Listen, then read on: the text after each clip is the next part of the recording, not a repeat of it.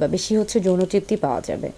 মূলত আপনার হচ্ছে রেগুলার যে কন্ডমগুলো রয়েছে এই কন্ডমগুলো যদি ব্যবহার করে থাকেন এটা আসলে হচ্ছে প্রতিনিয়ত ব্যবহারের জন্য সবচেয়ে ভালো।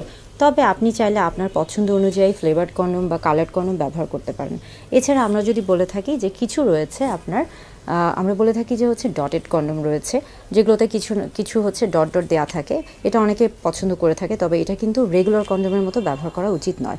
আবার কিছু রয়েছে রিপড কন্ডম, সেখানে কিন্তু আপনার কন্ডমের গায়ে সোজা সোজা কিছু দাগ থাকবে। এটা পুরো কন্ডমের মতো থাকতে পারে অথবা শুধু শুরুর দিকে থাকতে পারে। এটাও কিন্তু নিয়মিত ব্যবহার করা উচিত না।